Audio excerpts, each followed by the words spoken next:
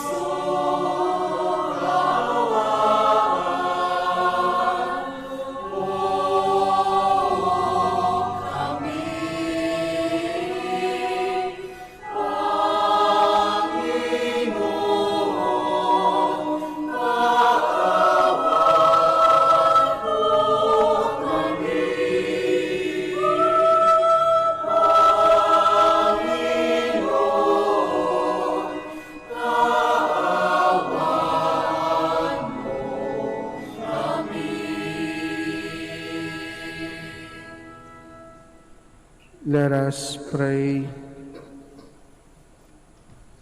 Lord God, to whom belongs all creation, and who call us to serve you by caring for the gifts that surround us, inspire us by the power of Saint Isidore to share our food with the hungry and to work for the salvation of all people. Through our Lord Jesus Christ, your Son, who lives and reigns with you in the unity of the Holy Spirit, one God, forever and ever. Amen.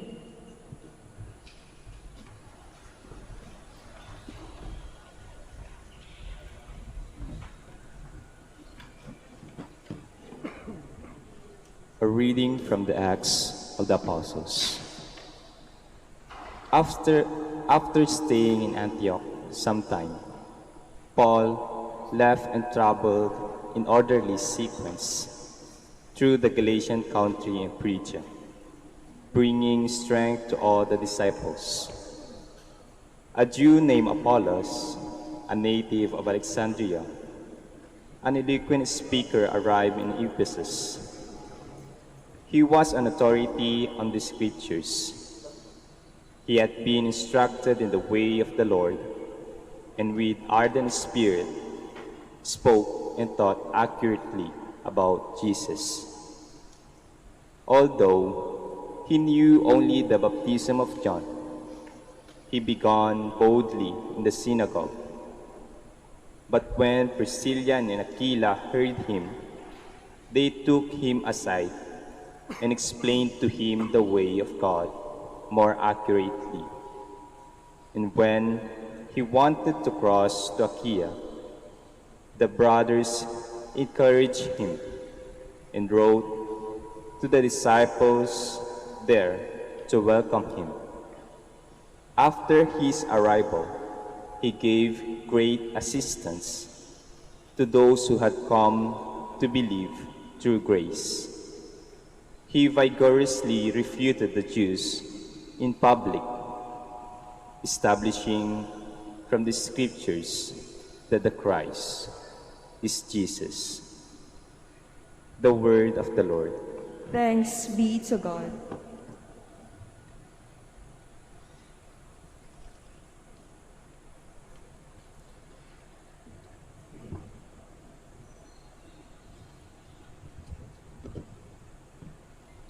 God is King of all the earth. God is King of all the earth. All you peoples, clap your hands. Shout to God with cries of gladness. For the Lord, the Most High, the Awesome, is the great King over all the earth. God is King of all the earth. For King of all the earth is God. Sing hymns of praise. God reigns over the nations. God sits upon his holy throne. God is King of all the earth. The princes of the peoples are gathered together with the people of the God of Abraham. For gods are the guardians of the earth. He is supreme. God is King of all the earth. Please stand.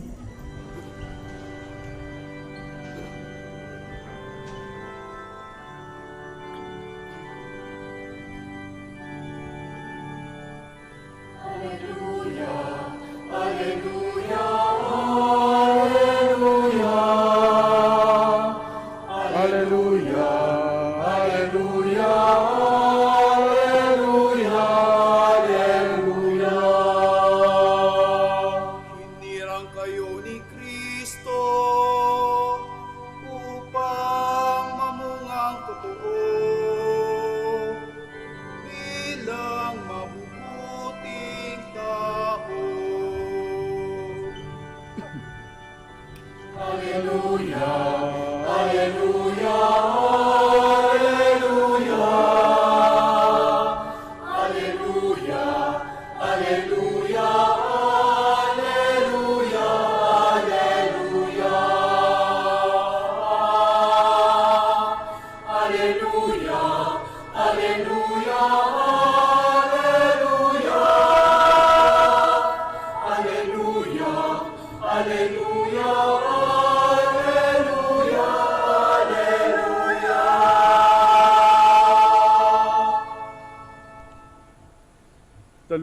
Lord be with you. And with your spirit. A reading from the Holy Gospel according to Saint John. Glory to you, O Lord. Jesus said to his disciples, Amen, amen, I say to you, whatever you ask the Father in my name, he will give you. Until now you have not asked anything in my name. Ask and you will receive, so that your joy may be complete. I have told you this in figures of speech. The hour is coming when I will no longer speak to you in figures, but I will tell you clearly about the Father. On that day you will ask in my name, and I do not tell you that I will ask the Father for you, for the Father himself loves you, because you have loved me, and have come to believe that I came from God. I came from the Father, and have come into the world. Now I am leaving the world and going back to the Father. Brothers, sisters, and brothers, the Gospel of the Lord. Praise you, Lord Jesus Christ.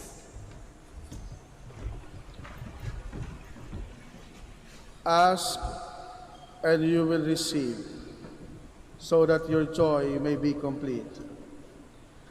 Humingi ka at ikaw ay mabibigyan,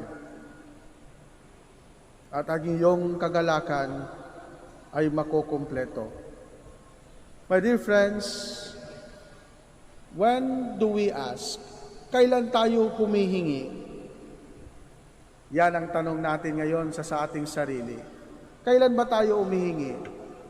Sigurado ako, bawat isa sa atin dito, mayroong hinihiling sa Diyos.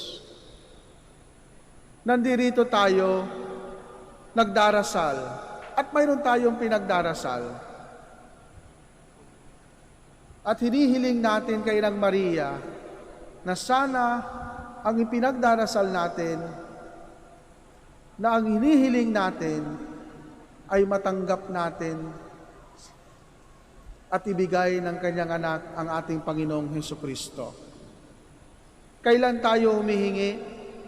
When do we ask for something? We ask first when we ask for favor. Pag humihingi tayo ng pabor. Sigurado ako ngayon, sinabi ko kanina, mayroon tayong pinagdarasal. Humihingi tayo ng pabor sa Diyos. Mayroon tayong kahilingan. Yun ang unang-unang rason o okasyon bakit tayo humihingi. Humihingi tayo ng pabor. Second, we ask when we are confused. Humihingi tayo ng kasagutan pag tayo ay maraming katanungan sa buhay. Siguro, iba sa inyo, ang ipinagdarasal ay hindi yung kung ano yung kagustuhan o kung ano yung gustong hilingin sa Diyos. Siguro iba sa inyo na naririto ngayon ay nagdarasal na sana'y maliwanagan sa lahat ng mga desisyon sa buhay niya. So these are two occasions in our life when we ask for something. First, when we ask for favor. Second, we ask when we are confused. Humihingi tayo ng kasagutan sa Diyos. And my dear friends, wala nang mas malapit sa puso ng Diyos kundi ang ating Inang Maria. Kung humingi tayo ng pabor, idaan natin kay Maria. Last Sunday, we celebrated Mother's Day. We honor our mothers here on earth. But let us not forget also to honor our Blessed Mother, who always intercedes for us through her Son, our Lord Jesus Christ. Hilingin natin in Luke chapter 1 verse 28, when the angel Gabriel appeared to her during the Annunciation, anong sinabi ng anghel? O highly favored daughter, the Lord is with you. O highly favored daughter, the Lord is with you. Ano ang ibig sabihin nito? My dear friends, tayo mga Pilipino, mahilig tayo sa tinatawag na padrino system, palakasan. And that palakasan, it has a negative connotation. Malakas ka lang, kaya nandyan ka ngayon sa kinalalagyan mo. But let us make that padrino system in a positive way. Paano? Gawin natin ang Inang Maria, dahil wala nang mas lalakas pa sa Diyos kaysa ating Inang Maria. She is the highly favored one, highly favored daughter. Kaya kung mayroon tayong hinihiling, hilingin natin, ipadaan natin kay Inang Maria. Pangalawa, if we are confused, if we do not know the answers to our problems, if we ask for enlightenment, ipadaan din natin kay Inang Maria. Dahil tayong mga Pilipino, we always say na ang nanay ay ilaw ng tahanan. At wala nang mas liliwanag pa sa ilaw ng ating Inang Maria. Kaya pag tayo ay naguguluhan, pag tayo ay nagtatanong, pag tayo ay maraming problema, lumapit tayo kay Ina, ibulong natin sa Kanya, at sabihin natin, Ina, tulungan mo ako. Ina, ilapit mo ako sa iyong anak, ang aking Panginoong Hesukristo. And our Lord assures us today in our gospel reading, ask and you will receive, so that your joy may be complete. As we continue this Mass, let us ask therefore the intercession of our Blessed Mother, Our Lady of the Most Holy Rosary of Manaoag, to help us in our struggles in life, to enlighten us, so that we may be able to recognize the presence of Christ in our day-to-day life. Amen. Let us all stand.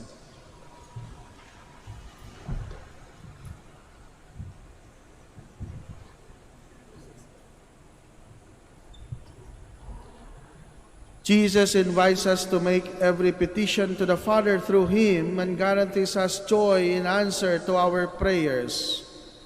Let our response be, Lord, make our joy complete. Lord, make our joy complete. That the leaders of the Church, through their preaching and guidance, may lead us to the glory of our heavenly home. Let us pray to the Lord. Lord, make our joy complete. That those who hold public office may be given the grace to serve with honesty and integrity.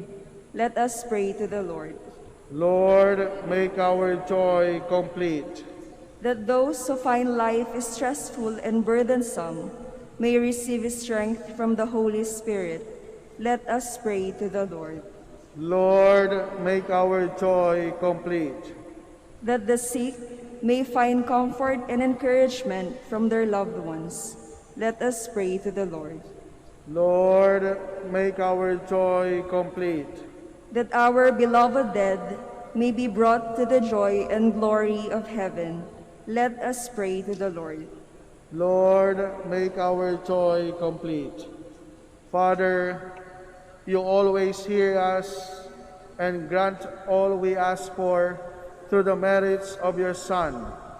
May your Spirit abide in us to teach us that we should ask God and to pour forth your gifts in our midst. We ask this through Christ our Lord. Amen.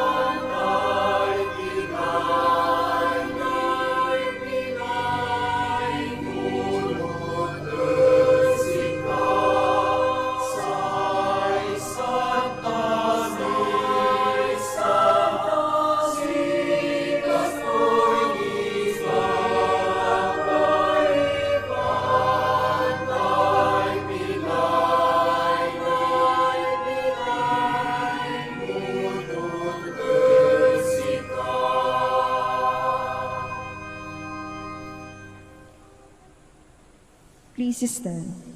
Pray, brethren, that our sacrifice may be acceptable to God, our loving Father. May the Lord accept this sacrifice at your hands for the praise and glory of his name, for our good and the good of all his holy church. Through the present oblation, O Lord, which we offer in commemoration of Blessed Isidore, bestow on your faithful, we pray, the gifts of unity and peace. We ask this through Christ our Lord. Amen. The Lord be with you. And with your spirit. Lift up your hearts. We lift them up to the Lord. Let us give thanks to the Lord our God. It is right and just. It is truly right and just, our duty and our salvation, at all times to acclaim you, Lord, but in this time above all to laud you yet more gloriously, when Christ our Passover has been sacrificed.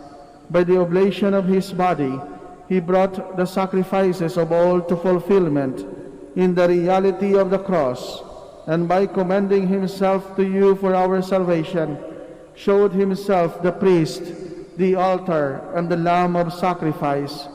Therefore, overcome with paschal joy, every land, every people exalts in your praise, and even the heavenly powers with the angelic hosts sing together the unending hymn of your praise as they acclaim.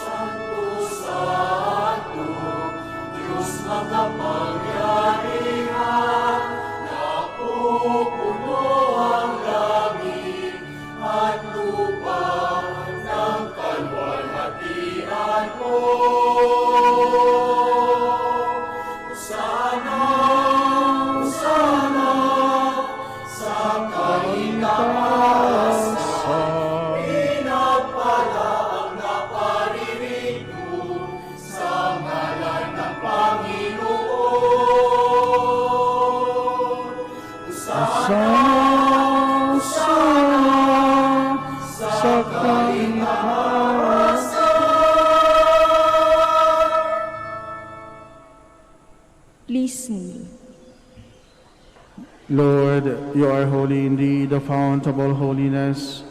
Make holy, therefore, these gifts, we pray, by sending down your Spirit upon them like the dewfall, so that they may become for us the body and blood of our Lord Jesus Christ. At the time he was betrayed and entered willingly into his passion, he took bread and giving thanks broke it, and gave it to his disciples, saying, "Take this, all of you, and eat of it, for this is my body, which will be given up for you."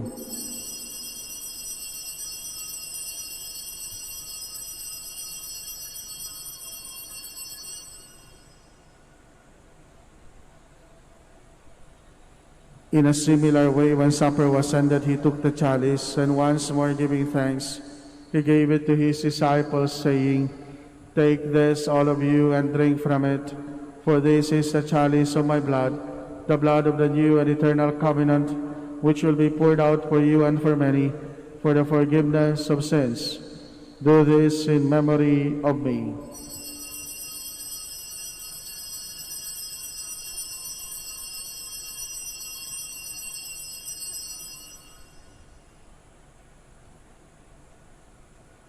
The mystery of our faith.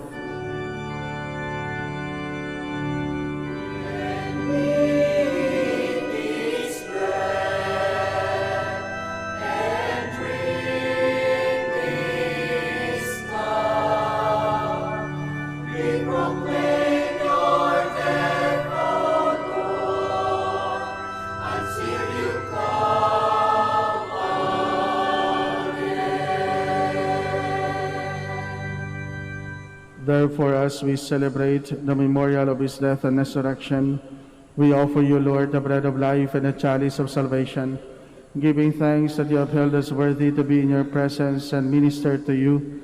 Humbly we pray that, partaking of the body and blood of Christ, we may be gathered into one by the Holy Spirit. Lord, remember your church spread throughout the world, and bring her to the fullness of charity, together with Francis, our Pope, Socrates, our bishop, Fidelis, his assistant bishop, and all the clergy. Remember also our brothers and sisters who have fallen asleep in the hope of the resurrection, and all who have died in your mercy. Welcome them into the light of your face. Have mercy on us all, we pray, that with the Blessed Virgin Mary, Mother of God, with blessed Joseph, her spouse, with the blessed apostles, Saint Isidore, and all the saints who have pleased you throughout the ages, we may merit to be co-heirs to eternal life, and may praise and glorify you through your Son, Jesus Christ. Through him, and with him, and in him, O God, Almighty Father, in the unity of the Holy Spirit, all glory and honor is yours forever and ever.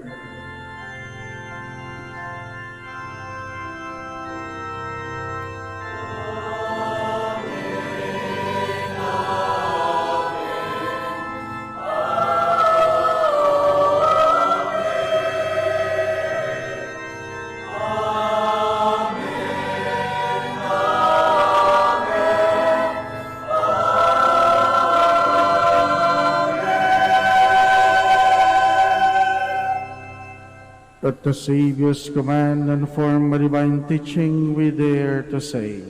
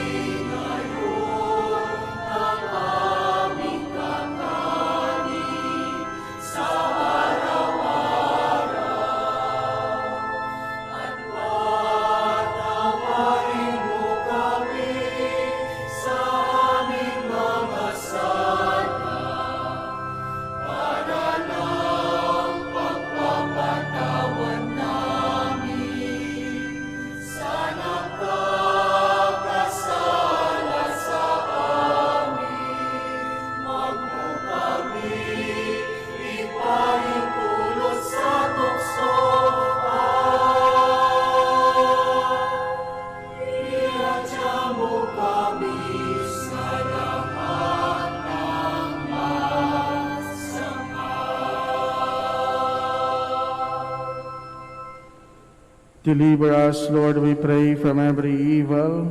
Graciously grant peace in our days, that by the help of your mercy we may be always free from sin and safe from all distress, as we await the blessed hope and the coming of our Savior, Jesus Christ.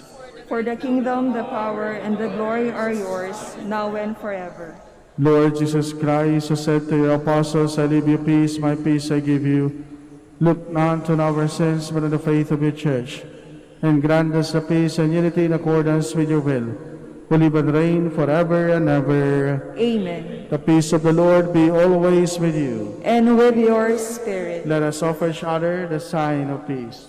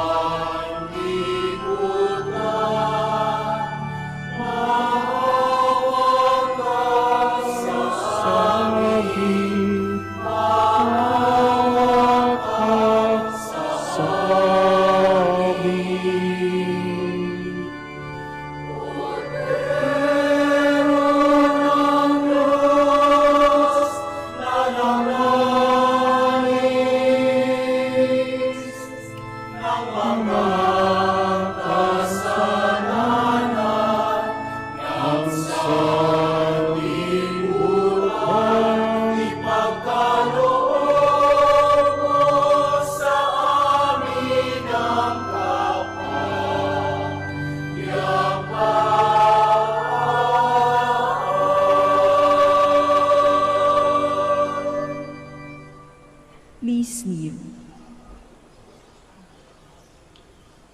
My dear friends, this is the Lamb of God who takes away the sins of the world. Happy are we who are called to his supper. Lord, I am not worthy that you should enter under my roof, but only say the word, and my soul shall be healed.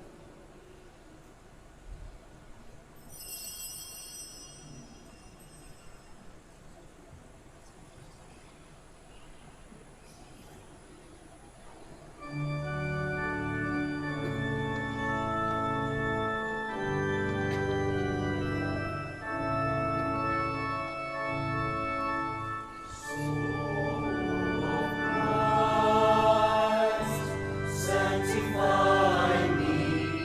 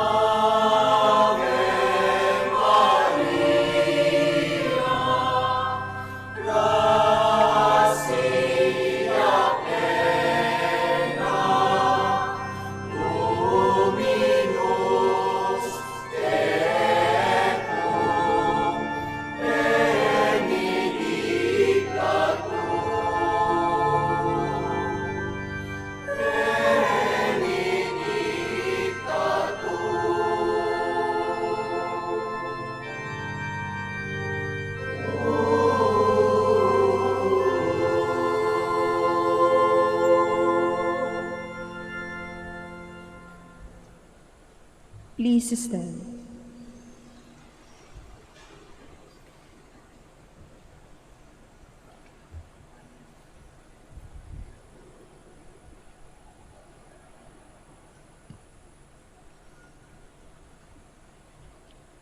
May the sacrament we have received, O Lord, in commemoration of Blessed Isidore, sanctify our minds and hearts, that we may merit to be made sharers in the divine nature.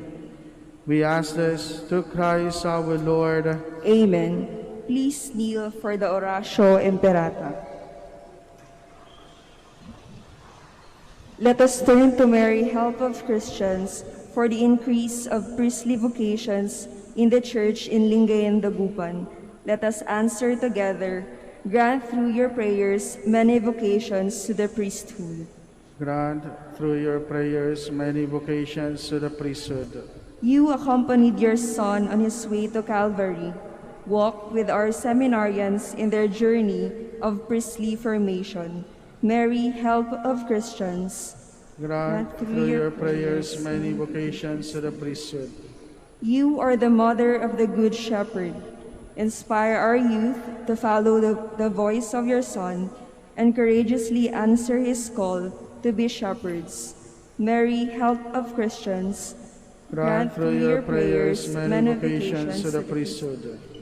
You were with the apostles in prayer on Pentecost Day. Stay with us in prayer so that the fire of the Spirit may descend on our young men seeking their vocation in life. Mary, help of Christians. Grant through your prayers many vocations to the priesthood. Your Son entrusted to you, the beloved disciple at the foot of the cross. Take into your immaculate heart our young men who are reluctant to answer the call to be priests. Mary, help of Christians. Grant through your prayers many vocations to the priesthood. Let us pray. Mary, help of Christians, we place all our young men under your motherly protection. Inspire them to serve the Church as priests of your Son. Take under your motherly care our seminarians being formed for the priesthood. Accompany with your help your priest sons as they follow your Son, who is Lord forever and ever. Amen. Please stand. The Lord be with you. And with your spirit. And may Almighty and loving God bless you, the Father, and the Son, and the Holy Spirit. Amen. Our Mass has been offered. Let us continue to love and serve the Lord. Thanks be to God. Prayer for the blessing of the sick. God, our Almighty Father, by your blessing you give us strength and support in our frailty. Turn with kindness toward our sick brothers and sisters. Free them from all illness and restore them to good health through the intercession of Our Lady of the Rosary of Manaoag, so that in the sure knowledge of your goodness, they will gratefully bless your holy name. We ask this through Christ our Lord. Amen. Prayer for the blessing of rosaries and other religious articles. In memory of the mysteries of the life, death, and resurrection of our Lord Jesus Christ, and to the honor and glory of the Blessed Virgin Mary, Mother of Christ, Mother of the Church, Our Lady of the Rosary of Manaoag, may these rosaries, images, candles, oil, and other religious articles be blessed and made holy. In the name of the Father, and of the Son, and of the Holy Spirit. Amen. Amen.